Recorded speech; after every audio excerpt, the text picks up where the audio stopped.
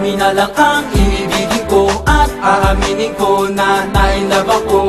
Baliw ang nadadama ko, parang nanay na kita.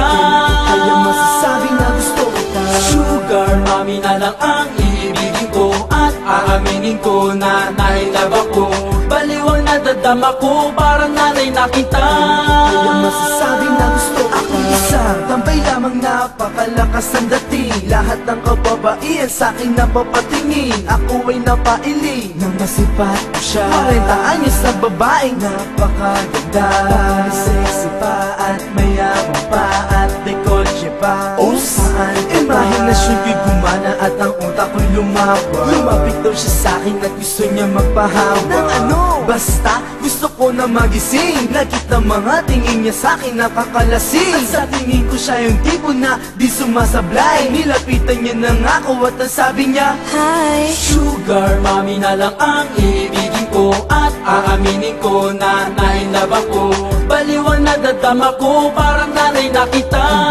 kailangan sabihin gusto ko siya. Siyempre, alam ko namang ako'y gusto mo rin, at siguro mahuhul makita kung gugustuhin. Sabi niya sa akin, Boy, can you be my sugar honey? sabi ko naman sure, can you be my sugar mommy? Nang masabi ko na yun, ako'y sinagot niya na. Sa bahay niya ako'y niyaya, sabi ko oo na. Tuwing tinitignan kita, para ka lang nakabikini. Patungo sa bahay, sinakay mo ko ng Lamborghini. At ako'y nagulat, malaki ang kanyang tahanan, doble pang laki sa Malacanang. Sa loob ng bahay niya, punong-puno ng kwadro, at tinatak niya ako sa loob ng kwarto. Sugar mami na lang ang iibigin ko, at aaminin ko na nainlove ako.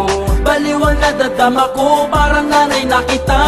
Kailangan sabihin gusto kita. Pagdating sa kwarto, parang may nagsusuntukan. At biglang sabi niya sa'kin, gusto mo bang subuan kita ng food? Teka lang, parang wala ako sa mood. Minasahe niya ang aking matigas na likod. So good, napakasarap ng kanyang handog. Pinakain niya ako, itlog at hotdog. At kami nagkainan sa buong magdamag. Pag kinagat niya ang tinapay, walang pala. Pinangakuan niya ako ng 4 na kastilyo, 12 kotseng may 4 na pasilyo. Hanggang pang-anim kong apo merong scholarship plan. Basta mamahalin ko siya na magpakailanman. Sugar mami na lang ang iibigin ko, at aaminin ko na nainlove ako.